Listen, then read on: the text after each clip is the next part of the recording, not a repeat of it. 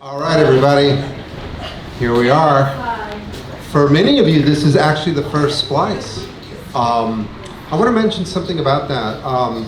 We actually, when we started the Splice, one of our sort of conceptions for the reading series is that it would sort of bring people from this general area into New Orleans to sort of share poetry, to get to know each other's, sort of aesthetic tendencies, and to sort of grow from those experiences. And we talked a lot about, like, it'd be great if we could have the Baton Rouge people come down. And they're here, a whole crew of them. Where are you? Came down. So let's give them a hand. There's a whole batch of them down here. They actually drove down to come to the Splice. And so it's a good day. So today we have two wonderful readers. We have Maeve Holler and Rachel Zavecz. Rachel just moved here from Salt Lake City.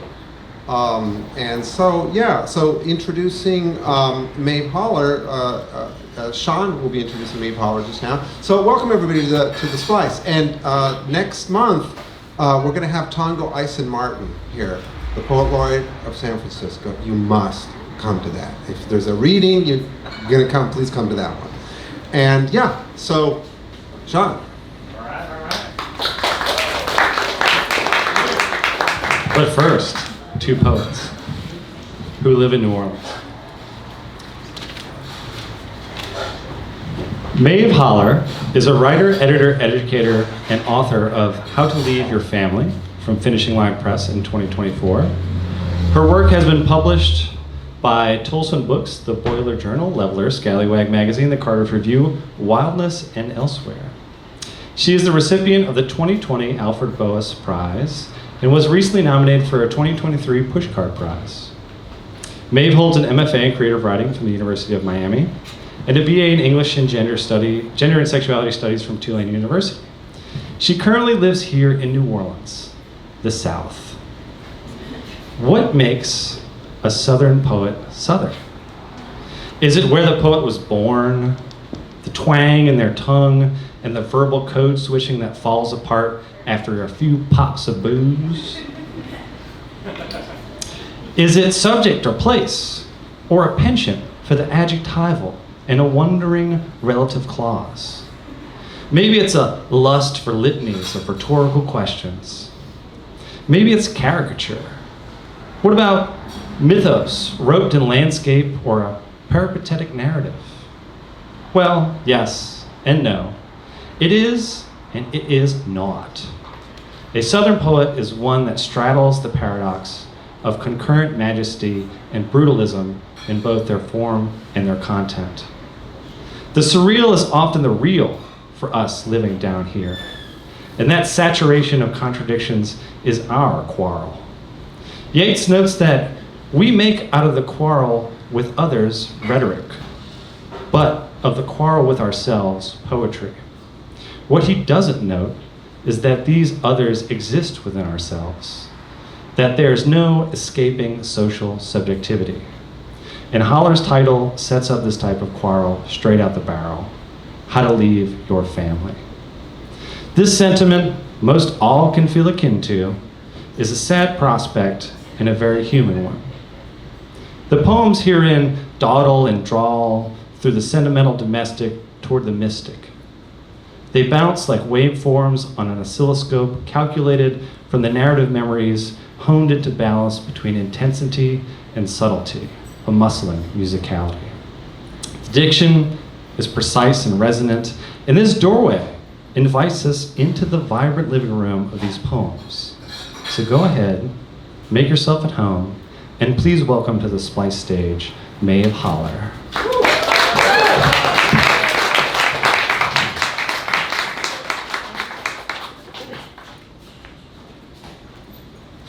A little low for me. Sorry, I'm not used to this. Thank you, Sean. That was amazing. That was maybe the best introduction I've ever heard. Hi, everybody. I'm Maeve. There are some friendly faces here, some faces I don't know yet, but hopefully you'll get to know me a little bit tonight.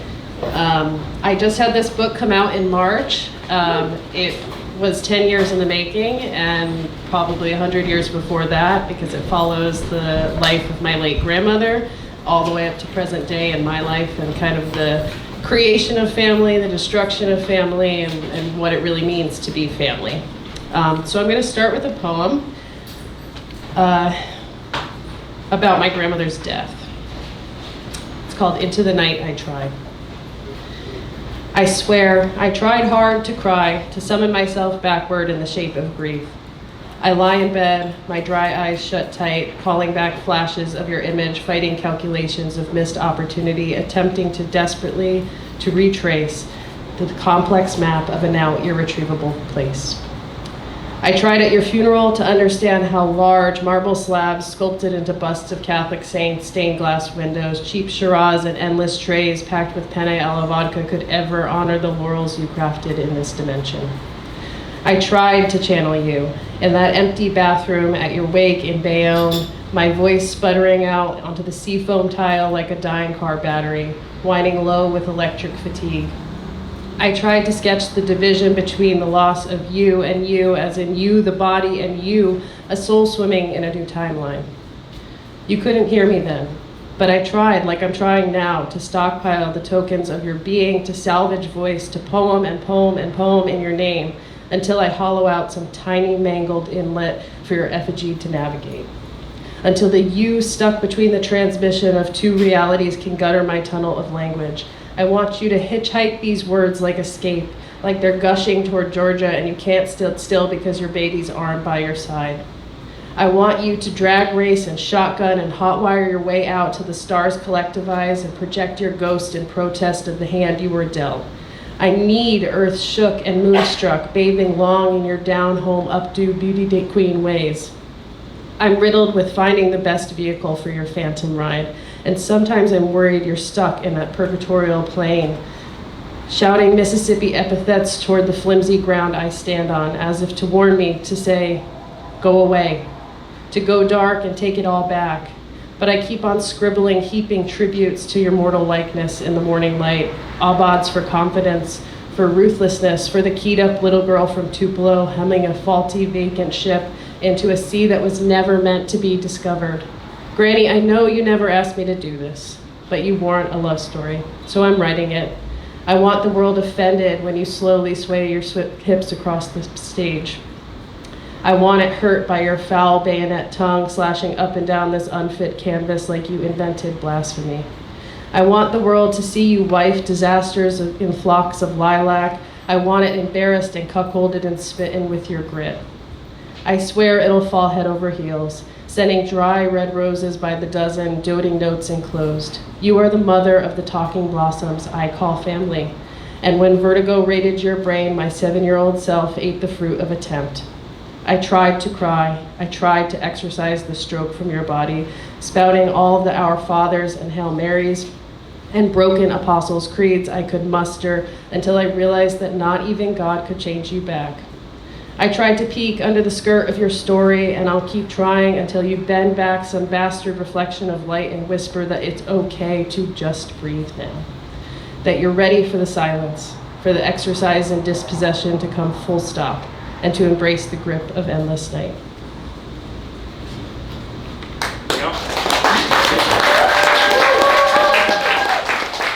Thank you.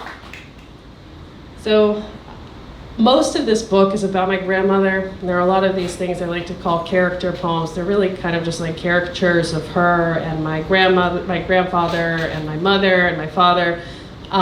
Those are really fun, but I feel that they're kind of hard to really get into unless I read all of them. So I'm not going to go too deeply into those tonight.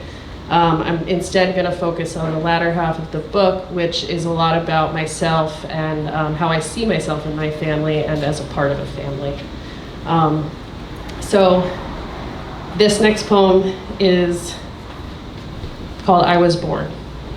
I was born late in blue night from roots buried like bodies beneath the high piles of rusted steel shipping crates stacked on the Jersey Turnpike sideline.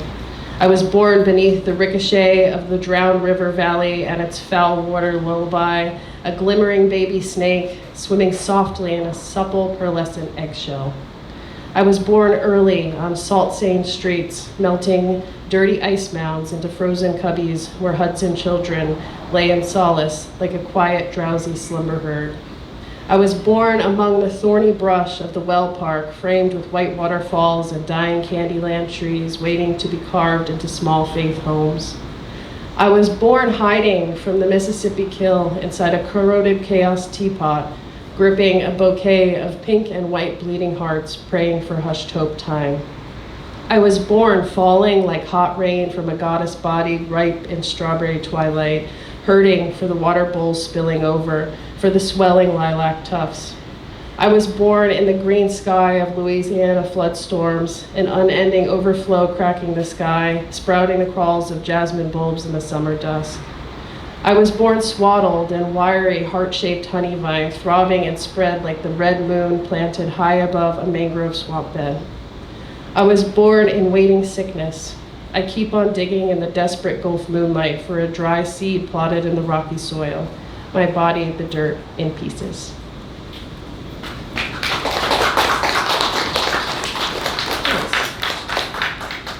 Let's see. So this next poem is about my sister. She's not here. She doesn't live here anymore. She used to. But we're only a year apart, and we're very, very close, but also very, very different people. And I was definitely the big sister my whole life, even though we're basically twins. It's called Our Music. I'm the boss. I make all the rules. Monica loves dresses, and I hate them. Still, Mom makes us wear the same outfit like twins, even though I'm the oldest. We lock arms and spin and spin and spin. Some days we tear into the cabinets and take the pots and pans hostage. Monica bangs them hard and fast, like the leader of our two-man band. I play the cheese grater while she sings Green Heaven.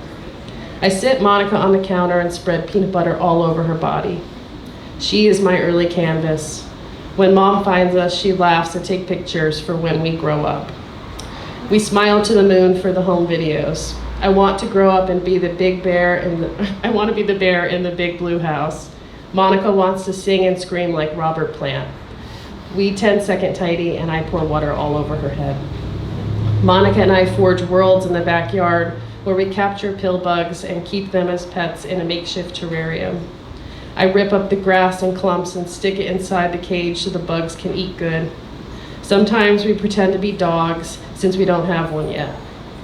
In the winter, I stand atop the porch steps and declare myself king of the December brats. I roll Monica in the falling powder and expect her to become a snowball. At night, we create shadow puppets and make them kiss. We give them romances. When it's time for bed, I throw the flashlight across the room so Monica can use it as a nightlight. I break the lamp in the process, and we lie to Dad and say it just exploded, and for some reason, he believes us and goes to bed. Monica asks me how I breathe so quietly when I sleep, and after a while of talking, she shushes me to bed. Don't break my silence, she whispers. I'll see you in Dream World. We can talk there.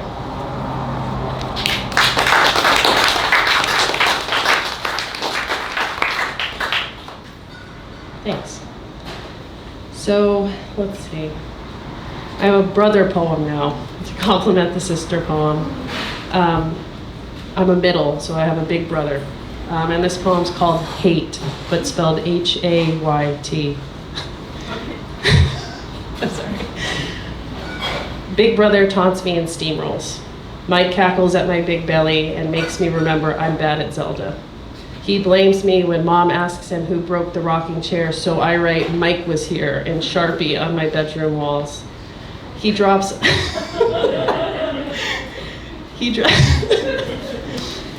He drops ice blocks on my head when it snows. Mike makes me pay him $1 every time I ask him to teach me Pokemon. He hit the baseball that knocked out my 2 front teeth. I cry not because it hurts, but because I'm scared they'll never grow back. I try to trick Mike into burning his hand on the stove, but I forgot he's the one who taught me that trick. When I log onto the computer to make Mike a greeting card that says, I hate you, Mike, Mom won't tell me how to spell hate. So I click the floral Easter card design, delete the text, and improvise. I-H-A-Y-T-U, Mike. and slip it under his door. When he finally sees it in the morning, he tells me he doesn't hate me and gives me a hug. Sometimes Mike plays Barbies with me, and he lets me put dresses on G.I. Joe. He still wears camo pants under everything, but looks prettiest in yellow. It's weird because I hate dressing Barbie, but I love dressing Joe. And the best part is that Mike doesn't mind.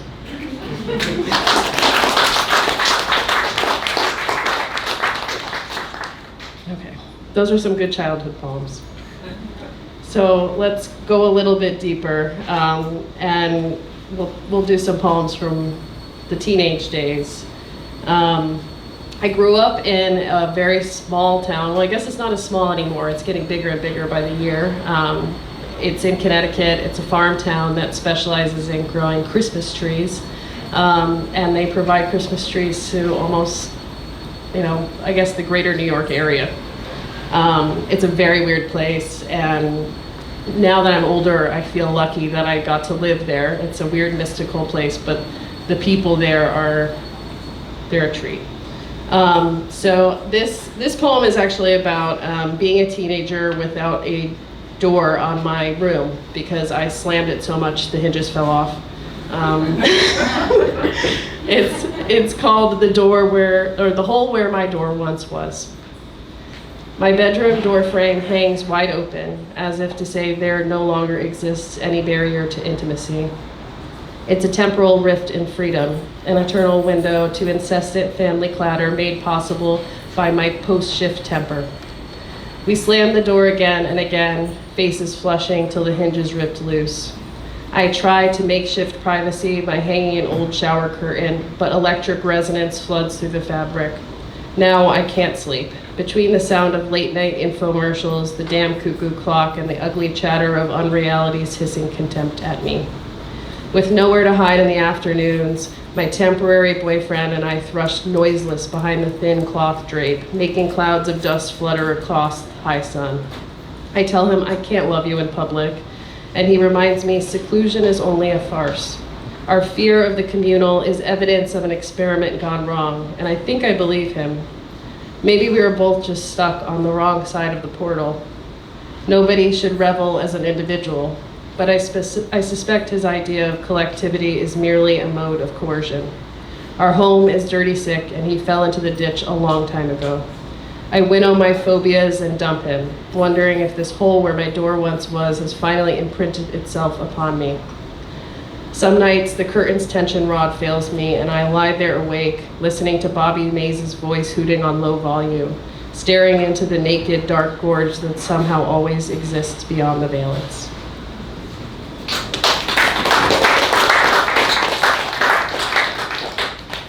Thanks. This is another poem about that place and that time in my life, but it features one of my best friends, Tim, who is still one of my best friends to this day, and is absolutely the weirdest guy I've ever met. We used to go hang out at Walmart, like as any small town person does, and then we would go to McDonald's. So this is called Walmart and Other Valley Hangouts. As puppets, Tim and I traipse the disheveled megastore aisles, all spiritless and treasure hunting on a Saturday night, the backwoods definition of fun. We ride kid bikes with holographic tassels and bounce giant translucent dollar balls against the speckled tile. In the hardware department, we pick up odd ends like camo duct tape and thick unraveled spools of cooking twine. And as I slurp my melting Frosty, our crammed fingers dig deep into the movie bin, searching like fire ants for some sweet biting relief. When we tire of turning tchotchkes, we hitch a ride to McDonald's, get sparkly in the parking lot, and wait for the show to start. Coyote boys in their oil-stained carpenter jeans, trashed and fighting big against the sky's plum-dark backdrop. They swing and holler, and we sit on the drive-through curb, no good smart kids with hungry eyes sharp for blood. This dance has been rehearsed weekly for as long as I know. The rainbow line of modded Volkswagens, sputtering exhaust, spiked sweet teas, and the smell of burning. The daughters of the valley sun whooping on the sideline in denim miniskirts until the cattle wakes up. The silent enlistment of our birth, the medicine of winding hills, and the spiraling language of deadheads. It's like church. Valley folks play out in worship, pray for a gulf to save them, even though they've got no reason to hold faith. And somehow Tim and I wade through the exaltation nightly to come out the other side, dusk-faced but still alive. Now I watch their choreography from an aerial view in the clouds, the small aimless bodies moving in a faraway pattern like starlings, and I hear the weekend battle cries echo against the sprawling edges of our tiny home, sidestepping one another for the nameless escape. Woo!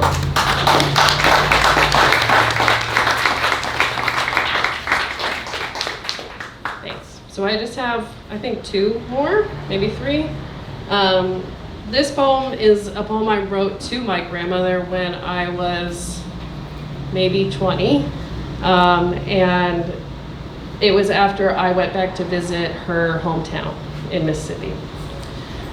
To my granny. You probably already know, but I finally went back to the kill. I sat in the gas station parking lot and thought of your spider veins, the sun in your blood. I went back to the blue, to the sinking swampland playground. I ate jumbo watermelons and boiled peanuts, watched kids play kick the can while hurricanes of red dirt eddied through the August air. I thought of your escape, your return, your husband before grandpa, the babies you were forced to leave behind, the frantic midnight ride to Georgia, the throbbing pieces of you hidden throughout the earth, lying dormant and raw on the river silt like splintered glass. I imagine what it would be like if we could press a record of your memories and play them back. The running dead, an identity change, all the white lies, your lost birth certificate, the throwing knives. Like the broken chicken necks, they're all mythology and blurred lore for me. But paralyzed in the thick of Mississippi, I wish to inherit the storm that brewed inside of you, the one that ricochets inside of me. They all say I look just like you, the hard eyes, sharp teeth, knitted lips, and I know in my chest that we are 2 serpentine sisters birthed from the same flow of some angry ancestral foam. I am a mirror of you, slithering in the forest, lost and trying to find a root, any root. So I dig and I look, but my hands keep coming up empty. Is this the barren soil of you, of me?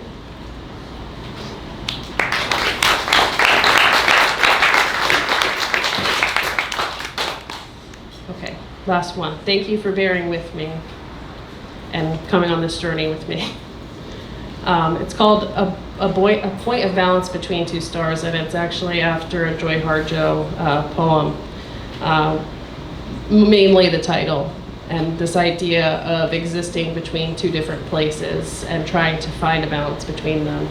I often feel like I came from one place and I live in another, and the space between them gets farther and farther every day. But this book is certainly a reminder of all the places I've been and hope to go. So, last one. Table setting and silverware placement don't belong in the lexicon of my body, and neither does the word lexicon. I don't know the importance of granite countertops, and I've always wanted a wood floor.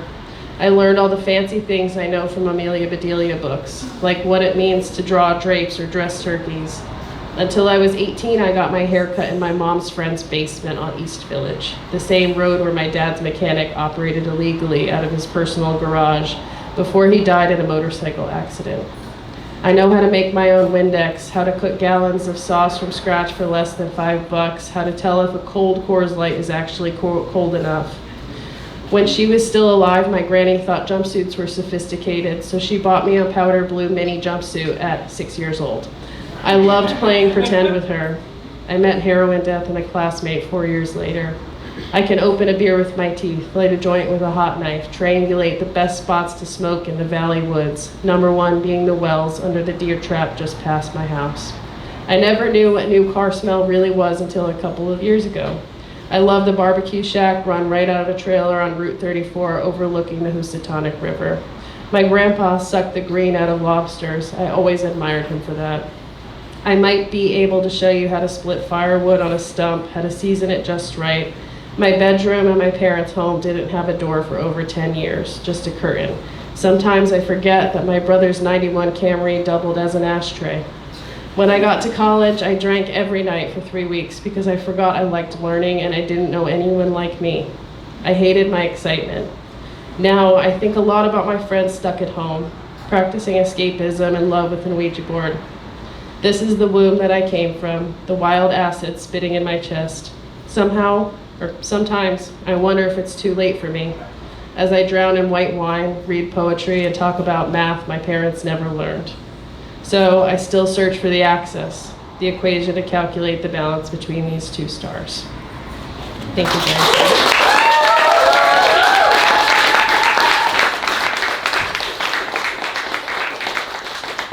Keep it going for Maeve Holler.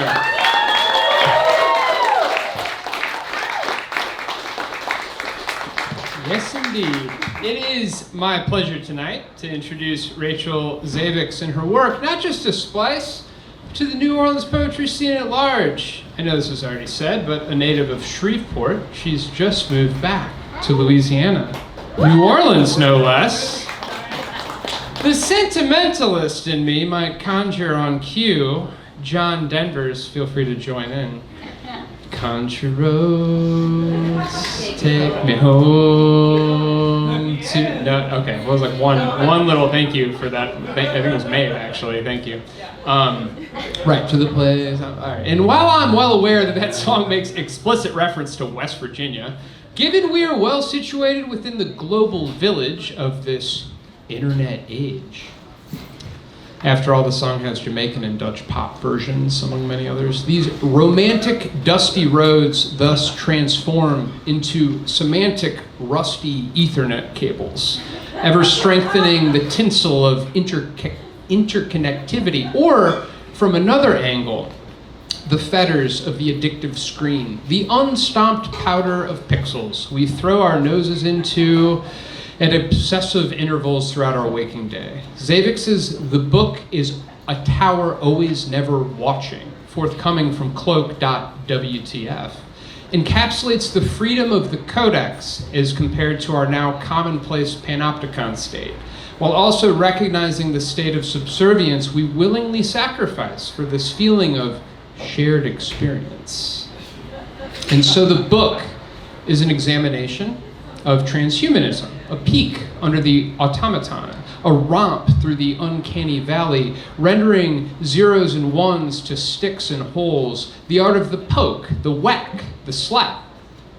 Such is the lexicon of the, quote, child physician who recurs throughout the text, the one doctored upon via nefarious designs as the doctor might of Commedia dell'arte, which, if you'll allow me to butcher the etymology, commedia, media, together, media, middling together, as is especially apparent in a poetic segment from Zavecz's working manuscript Breyer trademark TM. The act is titled Sweetheart. Heart is H-A-R-T, like the deer. A more comic possibility to my mind than what Girlesque's impresario Laura Glenham's Hounds of No were hunting, and involves a foul-mouthed sun-moon dialogue whose opening flows with an energy reminiscent of Danielle Dutton's Sprawl, speediness of the imagistic that at once dazzles and disorients, eventually turning into a kind of molten celestial agitprop that Tina Darag would be proud of. Quote, refraction into needles, explodes one of the fragmented shrapnel, thus making tangible the point of contact between scroller and scroll, the space between eye and screen or eye and page. But echolocation is impossible with our incessant one-click minds, the onomatopoeia of our times, glitched in punctuation, gilded in black ink and white paper. There's gold in them there country roads and second-hand routers, but it takes a steady hand to sift through fool's gold and dummy data. But now, instead of the child physician, the poet physician is here to take not your personal data, but the temperatures of the room, how hot the phone running on 1%, how cold and clammy the hand that holds. Turn your phone off and cough. It's time for your checkup with Rachel Zavecz.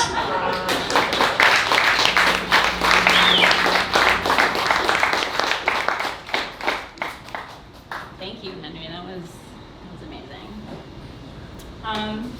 All right, and thank you, Maeve, for reading and sharing your work with us. That was really amazing. And thank you to Splice for having me. So tonight I'm just gonna warm up with 3 short pieces from my book that Henry mentioned that's forthcoming from Cloak. The book is A Tower, Always Never Watching. And then I'm gonna primarily read from the project that I'm currently working on, which is Briar, trademarked. Got it? Okay, thank you. All right.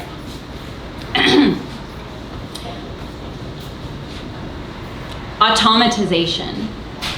On the farthest continent, there is a gentle sliding of tectonics, which lends itself to alchemic factories, production of precision and progress. Doctors, spliced angels, kissing body parts with their scalpel-plated fingers note, there must always be one that achieves success. A smoky skin sheath swallowing light automatic, mostly mechanized, base organic parts segmented over silver-jointed skeleton and translucent wiring. This anatomy becomes the new automaton, assembling meat and metals into the most efficient human transition. Next comes the new perfection. Centipede before. The lattice work of his veins at the jointed click of his 100 hands, 500 fingers, is a multiplication of numbers too complex to calculate. He is into with pixels and megabytes and the rational random generation of the computer machine is hands and cybernetic tonguing. Centipede after. She walks on a red carpet of centipede, always underfoot, his spine and carapace crunching underneath her silvery pin-laced boots, guts swelling meatily out in hungry, tiny leg spindles. He collects her fallen petals in a tiny pouch, which slings across each lengthy torso. Feeling warmed up? Feeling good? All right, so the rest of what I'm gonna be reading is from my current project, Briar, trademark. I'm going to start with a quote from Jacob and Wilhelm Grimm from Grimm's Fairy Tales. The wedding of the prince with Briar Rose was celebrated in great splendor, and they lived happily to the end of their days. King Pop. He would later tell Star's magazine that he fucked her into existence, ice crusting on his delicately flared nostrils and glimmering iridescent hard in the glow from a light bulb hung slow, swinging from its exposed wiring, the shadows swelling colder with each thrust of his sweat-encased body against the dead porcelain, as yet unmarked by the silver needles of an approaching supernova. He had focused primarily on the lack of crystal chandelier upon entry. The black parts of the moon sweated, the corners of the shitty apartment building melted, a heat wave slid down the necrophilia like wavering swollen fingers, and the corpse seeped cold like an iceberg, a wanton oasis flowering underneath the sailing fluorescence. So he could not look away, was possessed by every phantom thirst, was so undeniably smitten. Placing the camera in the doorway presented the image as a secret. The viewer walks into a distant three-dimensional display of super sexy adultery, wife replaced with a much better looking carcass. The viewpoint moves forward, rotating every angle of enviable violent stardom. The creation of a newer and more captivating sex tape is possible. Video feed. Position, fetchingly, long silver hair, purple, bruise. An infinitely fuckable mannequin, perfect plastic, posed, one arm turned slightly, the soft swell of the rosy inner arm exposed like begging for wolves, for gold-capped teeth, or bloodletting saliva as his eyes consumed with emerald flames was malleable. Briar. This is truthfully the name that he gave her, in part for the vegetative longing that shone across the surface of her implanted eyeballs, liquid honey, glass like an animal looks directly into light, but also into the tender space of his own small growl at the hands of an unkind existing. The truth is that after he returned home, he bought a small obsidian-plated cat with quartz-colored eyes, is that he wanted so desperately to love, but without the violent connection of painful sex, lost interest. Its negligent death is remembered fondly as the dawn of the lavender suit and tie, all things reduced to an emerging funerary fashion trend in progression. His agent sued Saturn models for their use of his naming, settling outside of court for more dollars than he knew or cared or needed, and Breyer was theirs to transform into prophetic, the sun goddess of future cults, wet dreams of children sliding fingers inside themselves for the first time. They could remember how much fame can physically exist inside a single body at one point in time. King Pop was not anticipating, at least in this sense, eclipse. Video feed. Sun and moonstones encrust the sharp-thorned lashes of her frosted eyeballs, rhinestone twinkles ridging the lush pop of her red desire lip gloss. The world becomes full-on necrophiliacs, and the shadow-suited agents add another zero to the end of an eternally lengthening list of dollar signs. Leggy and totally death-knelled, the stage light erupts to outline her preservative-laced lily skin, 1,000 rainbow prisms refracting from the mirrored microfinish of her glass-sewn bodice. Or even the outrageous scandal of accidental exposure adjacent, an underground celebrity modification taxidermist collective masquerading normalcy as renowned professors across Europe, one taxidermist, namely Finch, transgressing further than any man or woman before him. But instead, towards climax, power and control, cold ice freezing blood in his veins, and the sex tape looping infinitely along the planes of zeros and ones, forever spiraling into unlimited, really not looking at all, but out into the distance of an endless recital, mostly terror and emptiness. The point is this, that there was afterward an understanding made between the men. The video was duplicated with nonverbal consent, released like sound into the night, leaning in for all ears, and him presenting shocked like it was anything but agreed upon in advance that night when the moon fluxed into the partial bones of the gorgeous corpse, strung together with small charms and crafted silver wire, dislodged from the churning river of progressing time. The burst of paparazzi onto the scene would have been gauche and done and over and please, because this is the future. And so the video bloomed billions into the universe of digital landscape, viruses infinite across the uncountable less drinking gazers, cold light of screens flickering lonely across their veined eyelids like touch. He would later tell the media that he fucked her into existence, ice crusting his delicately flared nostrils and glimmering iridescent, hard in the glow from a light bulb hanging and slow swinging from its exposed wiring, the shadows swelling with each thrust of his sweating body against her dead porcelain white skin, as yet unmarked by the silver needles of her approaching future. Many readers whisper sweetly, quench lips smacking delight around monster, and truthfully, but he was not only a fucking monster, also a product selling out then and now, and still a product after his second gruesome death, dollars, a product, while fucking, also telling himself he loved, she loved, and a product burning.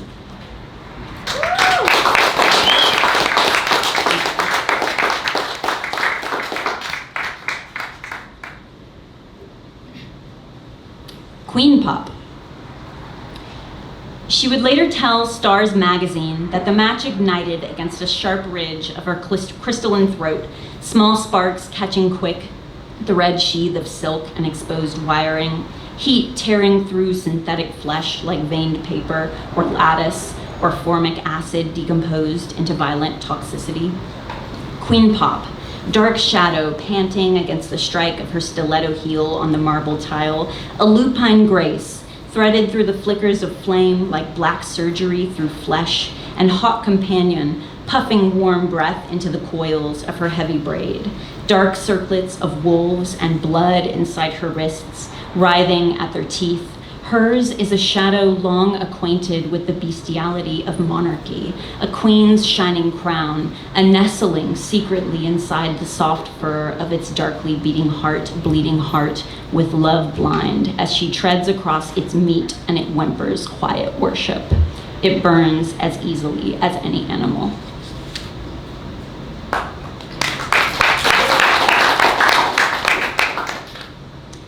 And this next piece is titled Auricle, and that's spelled A-U-R-I-C-L-E, which refers to the external structure of the human ear.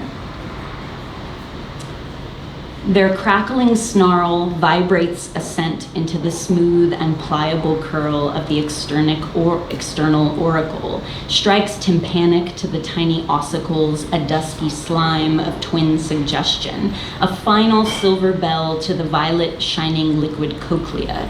Scaled snouts press wet whimpers into the spiral of the chambered nautilus hood, pink and opening to their wicked whispers, fell and nestling into infinite curl of the opening amber eye, speak, feels electric. Belial instructs sizzling drops of poison to static like congealing mucus, slowly disseminating futures of a shimmering magmic ink in water. When the auditory nerve sends these impulses to the blooming necrosis of the mostly human brain, how then can it translate these hot electrical impulses into action? How then must these trending actions steer the course of any commercially viable universe? Every oracle exists as an external modem which is constantly receiving. Every oracle exists racked with demonic electricity. Every oracle exists and exists beautifully unfurling as the lip of the cosmos slips quietly and darkly inside of it. Soft fur brushing against, folding into the sonic malleus of an ancient bone, translating waves through space and time and doggy slime. A small double-headed demon dog is here perhaps something like a storyteller.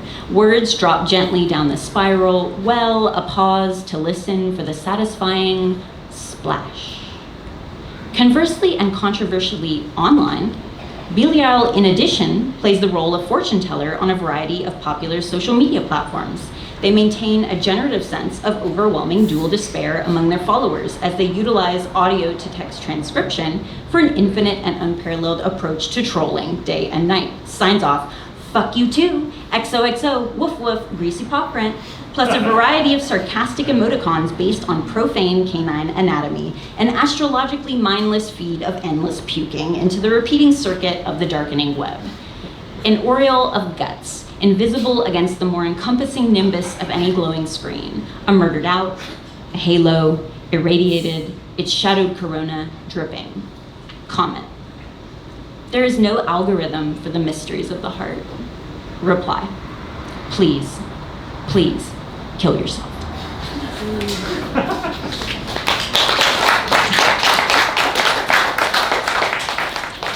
Supernova. Sunlit bathtub, all marble and skylit against the pale skin of his face, he bisected slips into the lilac-petaled liquid shimmer of the bull-ringed spring, the superstar, quick slick and platinum hard as the blood double blooms from wrists into the baptismal pool of inking azure. The sparkling magazine writer wears a double-breasted blazer of overlapping scales, and the tonality is ringing against the marble's throats, and it's loud and bronze and hip, and it's filling the immensity of space, and it's making him bleed out faster than the interview itinerary will allow. Pressed pen to feathered paper, the writer begins a series of inquiries regarding overlapping, the drama of suicidal tendencies, and it's current, it's hip, it's breaking, it's what's going on in the room right now. The writer is feeling an overwhelming sense of scale, and overlapping is small. The writer is lapping at the font of bull-ringed liquidity. Newsflash, these bulls are rearing. These bulls are it. These bulls are hot. These bulls are possessing the writer as a dreamy sense of overwhelming sexual desire. These bulls have hooves like struck bells in the shards of blood-filtered sunlight. This is another snuff film for the histories of the dark web. How many times is it that you've died? I like to think of it less like dying and more like being reborn. A star unfurls like a bruise into the churning heart of a universe, and the molecules and plasma and writers it holds disperses into the celestial waters of time and space. Somewhere, a mask is bleeding red into the azure water of an ostentatious marble bathtub ringed with testicle-laden bulls. But how is anything ever worth tracing, the way the money tends to change hands? Why does this existence remain stuck on repeat, like a film, a mind, or any other form of invisible thread? A superstar flickering out against a transparent sheet, again and again and again. Blood tearing slowly into the water like thick chains of electricity through mercury, and he drops the cherries onto a silver cushion. So how many times have you been reborn. Laughs. I'd say it's in the triple digits now. I don't really like to keep count because I feel like it might influence my reputation for spontaneity. A lens zooms in to catch the drama in the details. Video feed. The knife lies at the edge of the waters, rippling and is overly bedazzled with madder and rubies and high definition, slit like a black eye opening.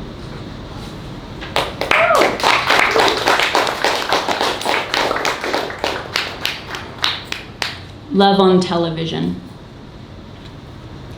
Something like love when the surgeon, hands silver-gloved and glistening with complex layers of blood-spun cells, cuts the flame-red cinnamon stones into place along costal facets of her thoracic vertebrae. Love, notched hexagonal and shining against a crowning ridge of white bone, peeled from carefully striated flesh, blushing love, not only in the mewling holograms lapping thirsty at the runoff, pointed snouts nuzzling deep into clean-cut edges of spread-open flesh, their small lazuline teeth like transparent needles, flickering in vicious games of dominance and submission, but also in the seamless pink face, concentric, haloed in clinical light, the nameless surgeon pressing rosy cross-sections of soft tissue and muscle between clear slides of a dazzling glass. This is the new image of love, magnified and projected out into space across millions of glowing pixels, the kind of intimacy reserved for the complete destruction and resurrection of the icon, the body's furniture unsewn and reconfigured, reimagined, redefined, reconstructed, reoriented, reconceptualized, reformulated, reupholstered, re, refurbished. How then, medically speaking, is the body shaped for love? The surgeon's gilded hand slithered quietly between dark organs, moving slowly liquid into a cosmic system of rearrangement and equilibrium, vibrating with the galvanic intensity of some further indefinite but desperate desire. When the surgeon commits an act of physical violence, atrocity, against the contemporary structure of her anatomical figure, it's kind of like fucking, drawn down an infinite pornographic corridor of refracting light, every viewer fastened at the eye to each snap of rib or pearl-inlaid sternum, orgasming catastrophically as the surgeon threads a dozen fire opals along a glossy chain of cherried heartstring. Geometric, and orgasming catastrophically as the surgeon threads a dozen rubies along a glossy chain of cherried heartstring, and catastrophically orgasming as the surgeon threads a dozen rubies along a glimmering chain of cherried heartstring, and catastrophically orgasming as the surgeon threads a dozen fire opals along a glossy thread of cherried marrow, and orgasming catastrophically as the surgeon chains a dozen fire opals along a shining thread of russet marrow, etc. And her segmented body welcomes the intimacy of the surgeon's wetted glove in repetition. Love, a meticulous technology, a bloodshed, a hysterical orgasm trailing out into night and dissembling.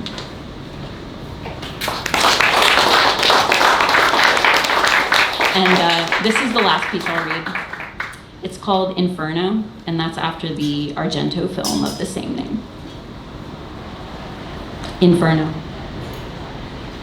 Ascending a radiant staircase of lamplit glass, collar of quivering butterflies aflame at the nape like a starburst of carmine, like a cluster of hushed garnets, like volcanic eruption, like artfully exhaustive decapitation hemorrhaging, like a glistening thread of fate unspools into the darkness of a threatening hallway, there above the starlit after party, alone and drawn along celestial paths toward a something at the edge of stardom. Moon, no longer present in the commercial sense, abandons every star to their glazed cherries and vacant kisses, trailing perished butterflies like guttering breadcrumbs, vaguely monstrous moon, and her light-shade nebula of worms wreathed around a starry forehead casts dusk like a spell, and there illuminated is then a foreign body, viciously moon-drenched and tremulous, mewling softly against the rosy glass of the blushing marble corridor.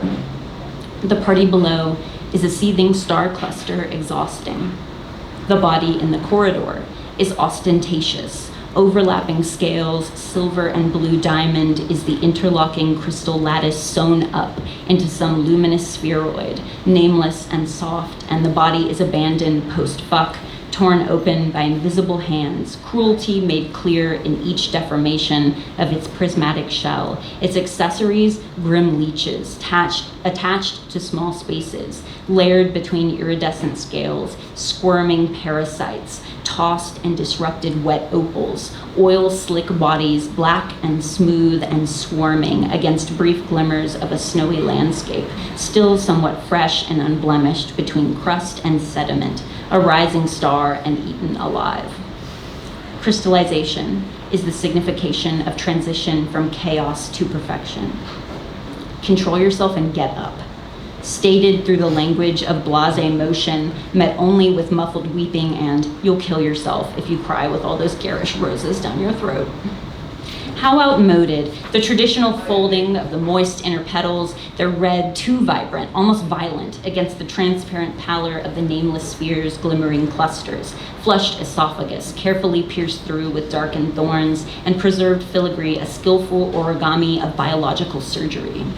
And Moon recognizes the slight tilt of Finch's signature in the way the graceful stems interlock. A kind of endless cylindrical spiral feeds the phantom fingers of the taxidermist inside her own slender throat, an artisanal invasion mandated by executives. The ironic statement of overdone lilies meant to convey a counter-narrative statement of rebellion against passé. The overflowing spiral with lilies choked with lilies, drowning in lilies, the now roses spiraling out like a carotid artery burst florals blending together until every lily resembles every rose and every organ spills into every other organ. And who even is she it anymore? This stellar collision of binary stars, so carefully and intentionally distinct, crafted into the image of a gravitational dance, a trajectory to entertain as both bright carcasses collide into a dramatic twist of trademark black hole and trademark supernovae. The audience can barely breathe in anticipation of which.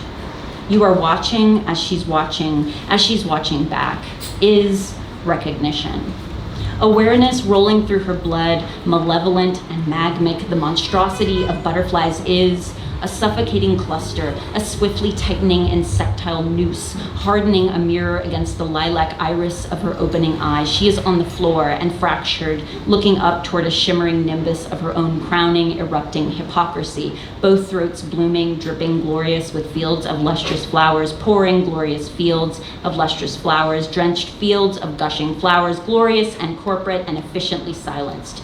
The body's eyes locked bronze, shot with emerald, dark well of the slit pupil opening like an agonized bud as the metacarpal bones snap under a $250,000 tanzanite frosted heel with wriggling pupil trim, and the resounding whimper makes her vomit internally loathsome at the pathetic tears and incessant scraping. It's disgusting, it's fragile, it's powerless, and the rage is insurmountable. Each splinter of bone piercing deep into the trembling meat of her own brutalized heart, she grinds the stiletto heel until it meets unyielding marble.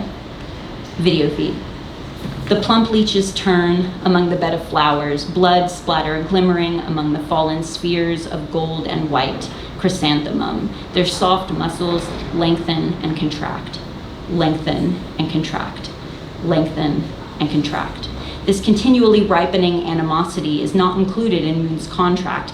Paths of stars predetermined by corporate interests and market research to incite the most dramatic astrology, an example of truly disrupted disinterest. Moon's rage will be carefully and quietly tended, a secret nausea, unaffected by any public-facing image or relation, a small animal sheltered hot beneath the ribcage, dark energy churning against the fleshy garden of inner cavities, inexorable, chewing into deeper climes. A heated vortex expands with the surrounding universe, fur damp with blood and tissue and singed breath, her own hatred for herself and everything, alike totally slow revolution.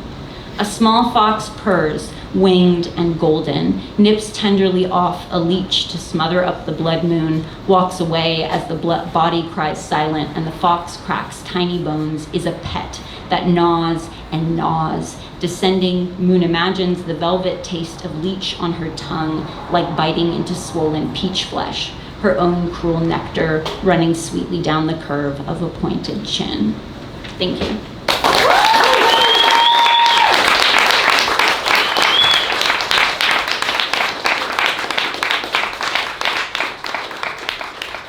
Keep it going for Maeve Holler and Rachel Zavecz.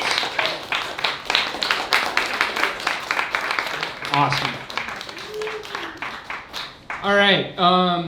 To close out, so I had this friend many years ago who saw a poetry promo poster, like, I don't know, 6 years ago, and he's like a public defender in St. Louis, and he doesn't know anything about how it works here, you know, like what writing is. He said, if I see two names and a time on a poster, I expect a fight. Which is obviously not the case here. I think it ends more like Maeve's, you know, I don't HAYT you, you know, hug it out. It's not that. But an argument can get us to truth. The poetics is a kind of argument. I'm thinking about the Olympics. I'm thinking about poetry and chariot races used to be side by side in the arenas, and that's really great. And now I'd like to segue over from our little conclusion into a little bit of history, which a friend sent me just the other day about this very room we're sitting in. Would you like to hear it? Yeah. The back room of the Saturn Bar is surrounded by a wooden balcony. You guys seen this? You heard about this? A vestige of the days when boxing matches were held here. Half a century ago, many bars and hotels hosted boxing matches called Saturday Night Smokers. Trainer Mike Evans ran amateur and professional fights at the Saturn Bar with fighters like Gene the Ragin' Cajun Romero, Gary Parnell, and Nolan Duplessis. Now it gets complicated. This boxing saloon was named in honor of the Saturn booster rockets built in New Orleans for NASA in the 1960s. I don't know, it's nice to know. There's a lot going on there. I don't know if I can do, you know, everything with all of it, but I think about poetry and I think about sport and I think about my go-to habitual utterance when I'm watching sports games, mainly baseball. And when I'm upset with my team, I say, "What are you doing? What are you doing?" And as I've been reflecting that in my little stool over there, I'm thinking, that's a really prescient question for one's poetics or art. What are you doing? What are you doing? We're doing a lot at Splice. Check out the splice.org. I don't have enough time to rattle off what we have for the rest of the season, but it's incredible. You can find out what we're doing at the splice.org for the rest of the season. And I think it's still an important question. What are you doing? You're coming out here for poetry. We appreciate you so much. It's not a fight, but it is a conversation, and it's a beautiful thing to have. And now we know a little bit more about this space. You already know what it is.